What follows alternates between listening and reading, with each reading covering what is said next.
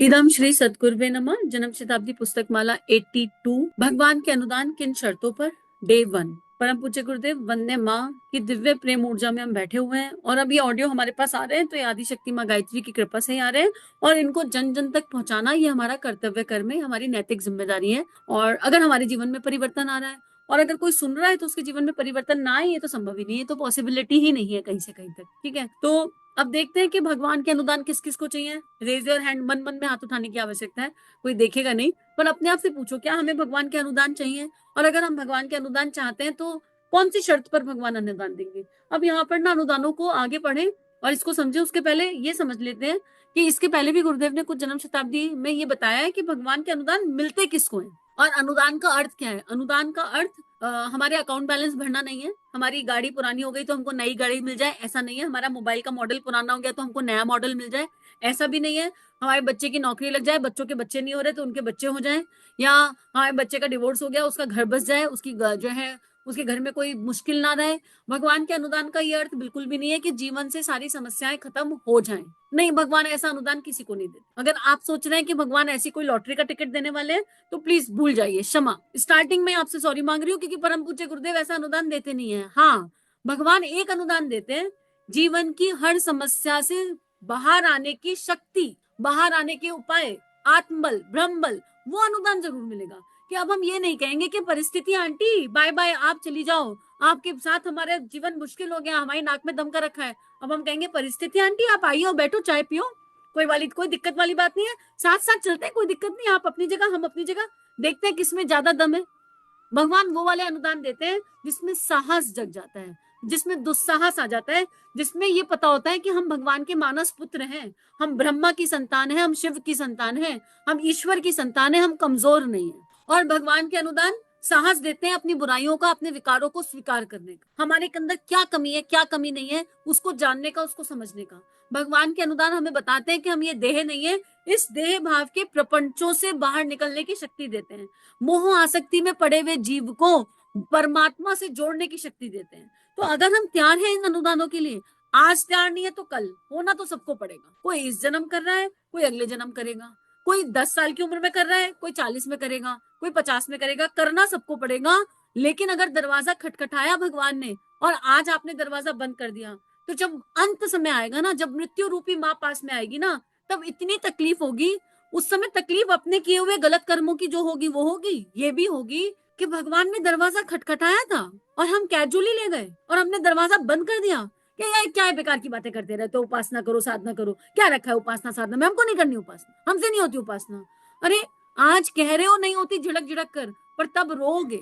तो अगर परम पूज्य गुरुदेव वंदे माँ का नाम सुना है ना, अगर किसी ने गायत्री माता का नाम एक बार भी सुना है, गायत्री माता का नाम तो सबने सुना होगा, इस पूरे विश्व में कोई नहीं होगा, तो ये समझ लो गायत्री कह रही है मैं तुम्हारी माँ हूं बेटा, गायत्री जप ले। इसका सीधा सीधा मतलब है, अगर किसी ने युग दृष्टा युग ऋषि आचार्य पंडित श्री राम शर्मा का नाम सुना है, माता भगवती देवी का नाम सुना है, तो इसका मतलब वो कह रहे हैं बेटा इधर आ जा, यहाँ पर ही रास्ता है, कहाँ भटक रहा है। मनुष्य भटका हुआ देवता है और इस भटके हुए देवता को अपने असली देवत्व से जोड़ने की शक्ति का नाम युग ऋषि है, युग दृष्टा है, आचार्य पंडित श्री राम शर्मा है, इसमें कोई संशय नहीं है। और ये उन्हीं की दिव्य लेखनी है। तो आइए इस लेखनी को पढ़ते हैं और समझते हैं कि भगवान के अनुदान किन शर्तों पर मिलेंगे। अब हमारा फिल्टर क्लियर हो गया कि कौन से अनुदानों की बात की जा रही है। तो अब अगर आपके डिब्बे में कोई स्वार्थ वाला अनुदान है, आप सोच रहे हो कि इस किताब को पढ़ने के बाद टॉफी चॉकलेट लॉलीपॉप मिल जाएगी, लॉटरी के टिकट खुल जाएंगे, तो फिर अपने डिब्बे को बंद कर दो और वापस लौट जाओ, नहीं मिलने वाले हैं। टेम्परेरी, आदि शक्ति माँ गायत्री टेम्परेरी हैप्पीनेस नहीं देती, परमानेंट हैप्पीनेस देती है,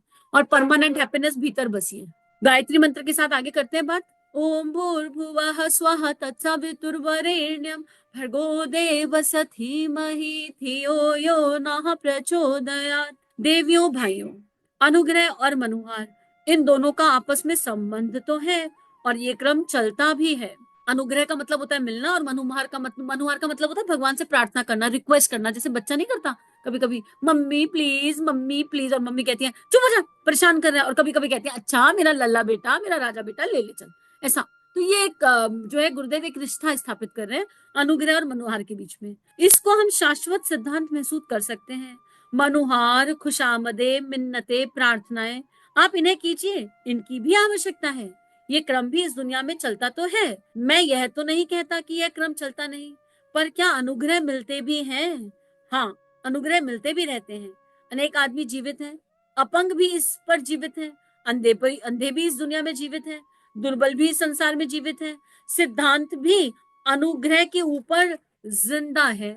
अनुग्रह दुनिया से खत्म हो चला है। अनुग्रह दुनिया में से खत्म हो चुका है। नहीं बेटे, खत्म होने की बात नहीं कहता, पर मैं ये कहता हूं कि सिद्धांत और इसके आधार पर कोई बड़ी लंबी योजना नहीं बन सकती और कोई महत्वपूर्ण कार्य इसके आधार पर सिद्ध नहीं हो सकता। एक बात बताओ, एक सिंपल एग्जांपल से इस पैराग्राफ को समझते हैं। आपका बच्चा 25-30 साल का हो गया, हमारी संतान, ठीक है। अब वो आए हमारे पास, माता पिता के पास, और कहे please give me 10 lakh rupees. अच्छा बेटे, क्या करेंगे आप 10 लाख रुपए का? हम बिजनेस खोलेंगे। तो क्या कोई भी माता पिता 10 लाख रुपए ऐसे ही दे देंगे? क्या वो बच्चे की प्रतिभा, बच्चे की योग्यता, बच्चे की मेच्योरिटी, बच्चे का बचपन, बच्चे की चीजें नहीं देखेंगे? On what basis? जिन पेरेंट्स के पास 10 लाख नहीं, हाथ में 1 करोड़ है, हाथ में 50 लाख है, जो पेरेंट्स सहजता से 10 लाख दे सकते हैं, वो पेरेंट्स भी बच्चे के हाथ में, जबकि बच्चा 25 साल का है, मेच्योर इंडिविजुअल है, उसके हाथ में 10 लाख नहीं देंगे, क्योंकि देह की उम्र मैटर नहीं करेगी। माता पिता जान रहे होंगे कि ये रिस्पॉन्सिबल चाइल्ड नहीं है। क्या करेंगे? आज तक उड़ाता ही आया है, आज तक परेशानी करता आया है, ड्रग एडिक्ट हो गया है, व्यसन करता है, लड़की बाजी में घूम रहा है, और अगर लड़की है तो उसको पता ही नहीं अपने टाइम का उपयोग कैसे करना है, इधर उधर मारामारी करती फिर रही है। क्या माता पिता देखेंगे नहीं बच्चे की क्वालिटीज, बच्चे के गुण? सब कुछ चेक करेंगे। मित्रों, ये तो भौतिक संपदा है। उस भौतिक संपदा को देने में हम इतना विचार करते हैं, अपनी ही देह से जन्मी संतान को देते नहीं और कह देते हैं कि तुम लायक नहीं हो, तुम इस लायक नहीं हो कि तुमको दिलाया जाए। ये 10 लाख तो बहुत बड़ी बात हो गई। आपका बच्चा 11th में है, मम्मी पापा मुझे अपडेटेड मोबाइल दिलाइए। एक चमाट घुमा के मारेंगे, अपडेटेड मोबाइल दिलाइए। मोबाइल में आग लगा रखी है, हर समय मोबाइल में घुसे रहते हो, और अब नया मोबाइल चाहिए। नहीं दिला रहे हम तुमको मोबाइल। उसकी भावना, उससे ये भी नहीं पूछेंगे बेटे तुझे मोबाइल चाहिए क्यों, क्या तेरा पुराना मोबाइल खराब हो रहा है, उसमें दिक्कत क्या है? ऑलरेडी हमें पता है कि मोबाइल में घुसा रहता है, मोबाइल और दिला के इसको नरक की आग में फेंक दे क्या? नहीं दिलाना चाहेंगे। लेकिन यहीं पर अगर बच्चों को ये पता, माता पिता को ये पता हो कि हमारा बच्चा 11th में है, पर समय का उपयोग करता है, मोबाइल का बहुत सदुपयोग करता है, बहुत अच्छे तरीके से सारा काम करता है, कोई दिक्कत वाली बात नहीं है, कभी मना नहीं करेंगे। बच्चा कहेगा मेरा मोबाइल पुराना हो गया, मुझे नए की आवश्यकता है, तो ये नहीं पूछेंगे क्यों। भरोसा होगा कि अगर कह रहा है तो कोई कारण होगा।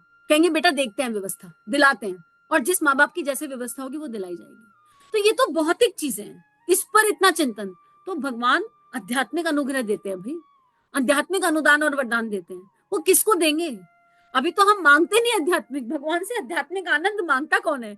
मुझे एक जना अपनी कॉपी जांच ले हम में से कि क्या हमने भगवान से कभी आध्यात्मिक आनंद मांगे? क्या हमने भगवान से कहा माँ मीरा जी को क्या आनंद हुआ था, कैसा था वो आनंद, वो हमको जीना है? कोई है ऐसा जो ये भगवान से मांग रहा हो? माँ विवेकानंद के अंदर क्या घटित हुआ था ठाकुर से मिलने के बाद? वो कौन सा प्रकाश था जब ठाकुर ने उन्हें स्पर्श किया और वो मैजिकली एकदम अपलिफ्टेड हो गए? उन्हें क्या फील होता था? माँ भगत सिंह को क्या फील हुआ था? भगत सिंह कैसे हंसते हंसते फांसी पर झूल गए, कैसे मृत्यु का दर्द नहीं हुआ? तुलसीदास जी ने कैसे इतना बड़ा ग्रंथ लिख दिया, वो कौन सी शिव भक्ति थी? ठाकुर के अंदर क्या घटित हुआ? परम पूज्य गुरुदेव आपको क्या फीलिंग हुई जब दादा गुरुदेव आए? अभी तो हम भगवान से मांगते ही नहीं अनुग्रह, हम भगवान से इमोशंस, ये फीलिंग मांगते ही नहीं। अरे मांगना भी है तो राजा के सामने बैठे हो, राजा से उसका साम्राज्य मांगो यार, साम्राज्य के हिसाब से चीजें मांगो। अभी तो हम मांगते ही छोटी छोटी चीजें हैं, फिर भगवान नहीं देंगे वो छोटी छोटी चीजें, क्योंकि उन्हें पता है हमारा नुकसान हो जाएगा। उन्हें पता है कि मैंने इनके हाथ में घी देना भी है ना, तो इन्होंने जला देना है, या फिर ओवर ईटिंग कर लेंगे, अपच हो जाएगी, बार बार वॉशरूम जाके बैठेंगे, उसे इतना खा लेंगे, घी को इतना खा लेंगे, हाय घी मिल गया, हाथों में चिकनाई ले आए, बैलेंस तो पता नहीं कि कितनी चिकनाई के लिए कितना घी खाना चाहिए, 1 चम्मच खाना चाहिए, पता चला सुबह दोपहर शाम दाल में, खिचड़ी में, रोटी में, हर चीज भर भर के 4 चम्मच डाला, वजन बढ़ा और बैठे हैं वॉशरूम में, कोई हिसाब किताब ही नहीं है। तो कैसे भगवान देंगे? तो परम पूज्य गुरुदेव भी कह रहे हैं ये सिद्धांत बुरा नहीं है, इस सिद्धांत में कोई प्रॉब्लम नहीं है, और देने वाला आज भी तैयार है, मांगने वाला तो ढंग की चीज मांगे। मांगने वाला मिन्नतें भी कर रहा है, प्रार्थना भी कर रहा है, और पुकार में शक्ति है। देखो यहाँ पर पुकार शब्द नहीं आया, मनुहार, खुशामदे, मिन्नतें, प्रार्थनाएं, लेकिन पुकार नहीं है। भगवान को प्रेम से पुकार लो, वो कहते हैं प्रेम से पुकार लो मैं वही आ जाऊंगा।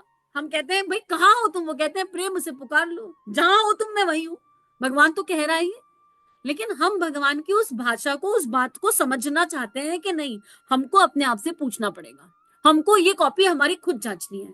और यकीन करो जो इच्छा मुक्त हो जाता है, आप कहोगे इच्छा मुक्त कैसे हो, तो भाई इच्छा मुक्त कैसे होना इसके लिए पिछली 80 सुन लो, पता चल जाएगा इच्छा मुक्त कैसे होना कैसे हुआ जाता है। वैसे इन शॉर्ट, जो गायत्री की उपासना लगातार करेगा, उसके अंदर उसकी जो इच्छाएं हैं, जो उसकी दैहिक इच्छाएं हैं, वो दैविक भावनाओं में कन्वर्ट हो जाएंगी। इच्छाएं खत्म नहीं होती, ट्रांसफॉर्म हो जाती हैं। कुछ इच्छाएं ऐसी होती हैं जिन्हें भगवान खत्म कर देते हैं। गायत्री का प्रकाश वो जो जन्म जन्म के कुसंस्कार हैं, जन्म जन्म के इम्प्रिंट्स हैं, उनको भस्म कर देता है। और कुछ इच्छाएं ऐसी हो जाए तो ट्रांसफॉर्म हो जाती हैं, दैव्यता में ट्रांसफॉर्म हो जाती है। अभी तो हम दैहिक इच्छाओं में अटके हुए हैं।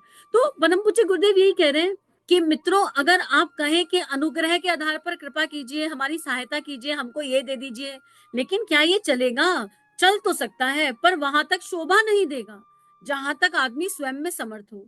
जैसे बच्चा बच्चा क्या करता है, देखो आ गई बात बच्चे की। बच्चा स्वयं में असमर्थ होता है, कुछ कमा नहीं सकता, इसलिए कुछ कमा सकने की स्थिति में ना होने की वजह से, असमर्थ होने की वजह से माँ बाप उसकी सहायता करते हैं। बच्चे को रोटी देनी चाहिए, बच्चे को देते हैं, सहायता करते हैं। बच्चे की मनस्थिति मांगने की होती है क्योंकि वह विकसित नहीं होता। लेकिन छोटा बालक फिर भी सोचता है, छोटा बालक क्या मांगता है? अगर रुपया पैसा भी मांगेगा ना तो कहेगा मम्मी मेलोडी खानी है, 1 रुपया दे दो। आज भी 1 रुपये पे अटक जाता है। हम लोग देह से बड़े हो गए, दिमाग बड़े हो गए हैं, और याचक हम बच्चे जैसे रह गए। मांगने के लिए हमको बड़ा बड़ा चाहिए। तो परम पूज्य गुरुदेव भी उस बच्चे की एग्जैक्टिटी पर आ ही गए हैं। उसी के आधार पर गुरुदेव समझा रहे हैं कि कहाँ तक शोभा देता है। भाई अगर किसी को एग्जाम में फर्स्ट आना हो तो उसे पढ़ना पड़ेगा ना। पूरे साल पढ़े नहीं और भगवान से कहे भगवान जी एग्जाम आ गया, प्लीज प्लीज हेल्प मी, तो भगवान ऊपर बैठे सोचेंगे हाउ डू आई हेल्प। भाई पूरे साल तुझे पढ़ना था ना, अब मैं क्या करूं, मैं क्या मैजिक करूं? भाई ऊपर बैठ के भगवान भी सोचते होंगे, मतलब फिर भगवान उसका खाता देखेंगे। शायद कभी पढ़ा हो, शायद कभी ऐसा हुआ हो कि भाई चलो कॉलेज फर्स्ट ईयर में है बच्चा, ठीक है, कभी 8th में पढ़ा कि नहीं पढ़ा, 6th में पढ़ा कि नहीं पढ़ा, अरे ये तो आवारागर्दी करता है आया हुआ है बचपन से आज तक, तो मैं कौन से हिसाब से इसको दूं? जब माँ द्रौपदी का चीर भराया केशव ने, तो केशव ने कहा कि मैंने पीछे जाकर देखा। 2 कहानियां आती है इसमें। एक कहानी में जहां माँ द्रौपदी ने अपनी नई साड़ी सुहागन वाली साड़ी का पल्ला फाड़ के आधा, और वो पल्ला भगवान श्री कृष्ण की उंगली पर बांधा था। और एक कहानी आती है कि माँ जो है नदी के तट पर गई, वहां एक सन्यासी का लंगोट कोई बंदर उठाकर ले गया, माँ ने अपनी आधी छारी छीट कर सन्यासी को दे दी थी कि भाई आधे से तुम अपना तन ढक लो, आधे से मैं ढक लेती हूँ। तो भगवान ने वहां पर भी अनंत गुना करके तब दिया जब उनके खाते में कुछ था। अब कॉलेज का फाइनल ईयर का कोई बच्चा एग्जाम से 1 हफ्ते पहले अनुष्ठान करने बैठ जाए गुरुजी पूरे साल कुछ पढ़ा नहीं, गुरुजी अनुदान देना भी चाहते हैं, तो गुरुजी उसका पूरा पिछला डिपार्टमेंट देखेंगे। चल भाई ये फाइनल ईयर में नहीं पढ़ पाया, कोई परिस्थिति थी, कोई मजबूरी थी, कोई दिक्कत थी, पहले कभी पढ़ा है, मेहनती रहा है, श्रम रहा है, क्या किया इसने 6th में, 7th में, 8th में, 9th में? अरे खाता ही खाली होगा, शुरू से आवारागर्दी करता आया होगा, श्रम की शक्ति लगाई नहीं होगी, पढ़ा नहीं होगा, तो कहाँ से देंगे, किस हिसाब से देंगे? नहीं होता। मैं एक अपने जीवन का आपको एक्सपेरिमेंट बता देती हूँ और उसके आधार पर इस कहानी को खत्म करती हूँ। बड़ा इंटरेस्टिंग है और बहुतों को पता भी है। मैंने जब डीएसवीवी से योगा का डिस्टेंस कोर्स किया तो बड़ा मजा आया। अब देखो हमने तो कोर्स किया था, हमें उस समय तो कोई डिग्री विग्री का था नहीं, हमने तो कोर्स किया ये सोच के किया कि गुरुजी का सूक्ष्म से मैसेज आया, पढ़ने पढ़ने में मेरा कोई इंटरेस्ट था नहीं, लगा यार ये क्या मुसीबत है, लेकिन लगा गुरुजी इतने पीछे पढ़े तो चलो कोर्स कर लेते हैं। तो कोर्स किया तो मन में ये भाव आ गया कि चल इस कोर्स के मारे मुझे शांति कुंज रहने को मिलेगा, मेरी लॉटरी का टिकट खुल गया। ऐसे तो कोई मुझे रहने ना दे 20-21 दिन, इसके बहाने में शांति कुंज रहूंगी। मेरा कोई पढ़ने पढ़ने में इंटरेस्ट नहीं था, मैं बिल्कुल अपनी कॉपी एकदम खोल के बता रही हूँ। लेकिन जब कोर्स का फॉर्म वॉर्म सब बना गया, किताबें आ गई, तो भैया रिश्तेदारों का फोन आया पढ़ाई कैसी चल रही है, तो फिर ऐसा लगा तो इज्जत पे बात आ गई, अगर फेल हो गए तो बहुत बेइज्जती हो जाएगी, अब यार पढ़ना पड़ेगा। और उस समय तो लगा गुरुजी कहाँ फंसा दियो। अब वो सारे रिश्तेदार पूछे अरे तुमने पढ़ाई शुरू करी थी, तो हमारी तो ऐसी हो गई हालत। अब यहाँ पर अभी हमें को मान सम्मान के लिए पढ़ना था, अभी भी पढ़ने का भाव नहीं था, अभी ये था बेइज्जती हो जाएगी। तो भाई पढ़ाई शुरू करी और भाई लग के पढ़ाई करी, बड़े अच्छे से पढ़ाई करी पहले सेमेस्टर में, ठीक है, नंबर भी बड़े अच्छे से आ गए, कोई बात नहीं। अब सेकंड सेमेस्टर में हो गया 2 साल का गैप, जब थर्ड मतलब सेकंड ईयर में कुछ कुछ समय और परिस्थिति थी तो पढ़ के नहीं दी मैं। सेकंड सेमेस्टर में एक सब्जेक्ट मैंने मतलब 2 पढ़े और एक सब्जेक्ट पे ऐसे टाल मटोल चलती रही मेरी कि यार पढ़ूंगी। असाइनमेंट्स बहुत मेहनत से बनाए थे, बहुत बहुत शिद्दत के साथ बनाए थे, तो लेकिन 1-2 सब्जेक्ट में कैजुअल एनर्जी थी मेरी, और एक्सट्रीम कैजुअल एनर्जी थी, और असाइनमेंट पर ऐसा था कि पूछो मत। और वो मेरा लास्ट ईयर था, अगर मैंने तब एग्जाम नहीं दिए तो फिर मैं पक्का पक्का ऐसा था कि बेटा गई, और उसके बाद मेरे पास एग्जाम देने का अटेम्प्ट भी नहीं था। अब एक एग्जाम के पीछे 4 छुट्टी थी, तो मेरे मन में आया 4 छुट्टियां बेटा, हम 4 में कर लेंगे। और वही बिल्कुल हरामखोरी वाली एनर्जी थी, मैं बिल्कुल इसको एकदम ओपनली रखना चाहूंगी। मेरे पास बहुत सारी तरीके थे पढ़ने के, पर मैं नहीं पढ़ी, अंदर से पता नहीं क्या हुआ, नहीं पढ़ी। अब वही हुआ, बच्चा रोता रोता गया गुरुजी के पास एग्जाम में 4 दिन। गुरुजी अब क्या करें, फेल हो गए तो बहुत बेइज्जती हो जाएगी, कुछ कृपा करो, कुछ कृपा करो, दया निधान कृपा करो। तो मैंने एक सपना देखा, और सपने में मैंने देखा गुरुजी ना उसी कॉपी को लेकर बैठे हैं, और गुरुजी जहां से यज्ञ मंच होता है वहां पर यज्ञ पर बैठे हैं, और कॉपी देखकर मुझे बुला रहे हैं इशारे से, धरा, और इंपॉर्टेंट मार्क कर रहे हैं कॉपी पर, इंपॉर्टेंट मार्किंग कर रहे हैं। तो और मार्किंग करके मेरी तरफ कॉपी उड़ा दी गुरुदेव ने, ले ये पढ़ ले, सपना देखा। तो उठकर ये तो तसल्ली हुई कि गुरुजी देख रहे, कुछ तो हो जाएगा। अब पढ़ने की सोचे तो इधर एग्जाम है और एक दिन का गैप नहीं हुआ, और मेरी चाची जी स्वर्ग सिधार गई, और बिल्कुल यंग। तो उसके बाद मन स्थिति एकदम ऊपर नीचे, बिल्कुल माँ जैसी चाची। और लगा बेटा ये होता है कर्म का फल, बेटा पहले नहीं पढ़ोगी तो क्या होगा। और फिर वहां पर रिश्तेदार सब लोग हरिद्वार में आ गए, मतलब कुछ स्थिति ऐसी हो गई कि बहुत ही ज्यादा, मतलब क्या ही बताऊं। नहीं, अब अगले दिन मेरा एग्जाम है, और उसके बाद नींद अम्मा इतनी हावी हो गई कि हम ऐसी वाली एनर्जी पर चले गए कि मूर्ख तुम पढ़ी तो हो नहीं, तो तुम्हारा कुछ हो तो सकता नहीं। तो नींद आंटी हावी हो रही है, सोच रहे रात को पढ़ने पर, नहीं, झोंके पे झोंके, झोंके पे झोंके।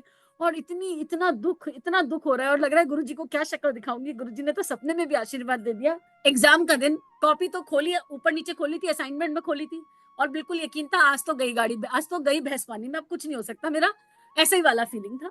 सुबह सुबह उठी, उस समय 6 बजे 7 बजे उठ के शायद प्रखर प्रज्ञा पे कॉपी लेकर जाकर बैठ गई, और 10-11 बजे एग्जाम था, और पूरी कॉपी के पन्ने पलटती रही, और फटाफट रीडिंग लगाई। बस ऐसा लगा जो जो इंपॉर्टेंट मार्किंग आई थी इसमें, इसकी रीडिंग लगाओ।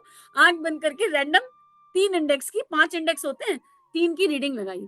मित्रों, मैं चमत्कार स्थापित करने की बात नहीं कर रही हूँ यहाँ पर, मैं आपको एक सत्य बता रही हूँ कि गुरु कैसे कृपा करता है। मेरा एग्जाम किसने दिया मैं आज तक नहीं जानती, मेरे हाथ चलते चले गए, पूरा एग्जाम निकल गया, और मुझे समझ नहीं आया कि मैं एग्जाम में लिख कैसे आई, इतना सारा कॉपियां इतने सारे पन्ने में भर कैसे आई। लेकिन I was like looking in the sky and I was thanking गुरुदेव, और मैं बड़ी खुश थी कि एग्जाम तो मेरा हो गया बेटा, पास तो मैं हो गई। लेकिन जब मेरा रिजल्ट आया तो मैंने देखा कि जिस असाइनमेंट पे मैंने जान प्राण लगा दिए थे, उस असाइनमेंट में मुझे पूरी यकीन थे, असाइनमेंट के 100 नंबर होते हैं, कि मेरे तो 95 कहीं गए नहीं, उसमें इतने घटिया नंबर, बस मैं पास थी, और इस वाले सब्जेक्ट में मैं पास थी। अब इंसान भूल जाता है कि उसने क्या कर्म किए गलत, और मैं भूल ही गई। मैं जाके गुरुजी के पास कंप्लेनिंग मोड में बैठी, इतनी मेहनत करी थी मैंने असाइनमेंट में, मेरे असाइनमेंट के नंबर कहाँ चले गए, मैं तो स्क्रूटनी करवाऊंगी, मैं तो कॉपी खुलवाऊंगी। और जब मैंने 2-3 बार ये बात ध्यान में कही, गुरुदेव मुस्कुराते हुए प्रकट हुआ, और एक तमाचा, ऐसा लगा गुरुदेव तमाचा दिखा रहे जोर से। बोले कहाँ से लाता, इधर नंबर, उधर के नंबर इधर डाले, बैलेंस कर दिया, वहां के नंबर कम दिख रहे हैं, और यहाँ जो पढ़ी नहीं थी इसमें जो नंबर आ गए, उसके नंबर नहीं देख रही है कि इसमें पास कैसे हो गई। तू पढ़ी थी, तूने कुछ किया था, तूने कोई कर्मयोग किया। भाई मैंने देखा, खाते में क्या करूं मैं इसे, लड़की को फेल तो कर नहीं सकता, इतनी मेरी प्यारी बच्ची, ये कृपा है कि बस उनकी प्यारी बच्ची कि मैंने कहा था फॉर्म भर दे, पास फेल से बाहर, इसे फेल तो कर नहीं सकता, मैं करूं क्या इसका। बोले तेरे खाते में जाके देखा, वहां पर नंबर जाते थे, वहां के नंबर उठा के इधर चढ़ा दिए। ऐसे गुरुदेव की लीला, और ऐसे गुरु कृपा करता है। मैं आपको कृपा बता रही हूँ, लेकिन श्रम तो कहीं था ना, उन्होंने श्रम कहीं करवाया था, तो खाते में पीछे कुछ होगा तभी तो दिया जाएगा। हालांकि कृपा, यहाँ उपासना क्यों चाहिए, हर किसी के खाते से उठा के नहीं डाला जाएगा। अकर्ता भाव, वो जो मेहनत करी गई थी पीछे, वो भी समर्पण के भाव से करी गई थी, उसमें भी अकर्ता भाव था, गुरु के प्रति अनन्य प्रेम। खुद से कोई डिग्री, एक होता है ना मुझे डिग्री चाहिए, वो वाली फीलिंग कहीं से कहीं तक नहीं थी। मुझे नहीं पता इस कहानी से, और ये मेरे जीवन की अपनी कहानी है, इससे आपको क्या समझ में आएगा क्या समझ नहीं आएगा, पर अंतःकरण में आवाज आई कि ये बात आपके सामने रख दूं, तो मैंने रख दी, साझेदारी की ऊर्जा है। लेकिन अगर हम भगवान से अनुग्रह मांगे तो कई बार हम कहते हैं अरे वाह गुरुजी मैजिक हो गया, और वो मैजिक होता है क्योंकि गुरुजी को टीचर के अंदर भी तो जाके बैठना पड़ा होगा ना, उधर के नंबर कम इधर के नंबर ज्यादा, इसमें सूक्ष्म की गतियों में कितने सारे हेरफेर उन्हें करने पड़े होंगे, हम नहीं सोच सकते। तो कृपा तो बरसी ना, कृपा बरसी। मैं वो सब्जेक्ट तो नहीं बताऊंगी जिसमें मेरा कुछ भी नहीं हुआ था, मैंने बाद में उसको उठाकर देखा कि वो कौन सा था, पर हाँ योगा का कोर्स पूरा हो गया, और उसके बाद मैंने खूब योगा क्लासेस ली लगातार 3-4 साल, और गुरुदेव ने एक योगा टीचर के जैसे इस देह को स्थापित कर दिया। भले ही अब नहीं लेती हूँ मैं योगा क्लासेस, पर उस समय 3-4 साल योगा क्लासेस भी ली थी, और बाद में समझ में आया था कि गुरुदेव डिग्री दिला क्यों रहे, उसमें भी गुरुदेव की कृपा और लीला छुपी हुई थी, उस डिग्री की भविष्य में आवश्यकता थी। तो इस स्वाध्याय को, इस आनंद के रस को आज गुरु चरणों में यहीं पर अर्पित समर्पित करते हैं, और अब अपनी अपनी कॉपी जांच लेते हैं। और श्रम, कुछ भी मांगो भगवान से, ओके हम भगवान के बच्चे हैं, हम कुछ भी मांग सकते हैं, पर इतना विवेक रखो और इतना पूछो कि हम क्या मांग रहे हैं और क्यों मांग रहे हैं, और जो मांग रहे हैं वो लॉन्ग टर्म है या शॉर्ट टर्म है? शॉर्ट टर्म मांगकर क्या हासिल हो जाएगा, अपने आप से पूछने की आवश्यकता है। इदम श्री सद्गुरुवे नमः। सभी अपना ध्यान रखिए और इन भावनाओं को विश्वव्यापी बनाने के लिए सभी को आभार। 21वीं सदी उज्जवल भविष्य, जन जन में देवत्व का जागरण, आत्म सुधार समाज की सबसे बड़ी सेवा, अपना दीपक आप बनो। जी हाँ, ये सारी बातें हमें सिखाई आचार्य पंडित श्री राम शर्मा ने। परम पूज्य गुरुदेव की लेखनी ने इस जीवन को एक नई राह दी, आनंद दिया और अब उनकी लेखनी को जन जन तक ले जाना, यही मात्र एक उद्देश्य है। इसमें आपकी सहायता की आवश्यकता। आइए इस लेखनी को विश्वव्यापी बनाएं, जन जन तक इसको लेकर जाएं। चैनल को लाइक कीजिए, सब्सक्राइब कीजिए और सभी से शेयर कीजिए। इदम श्री सद्गुरुवे नमः।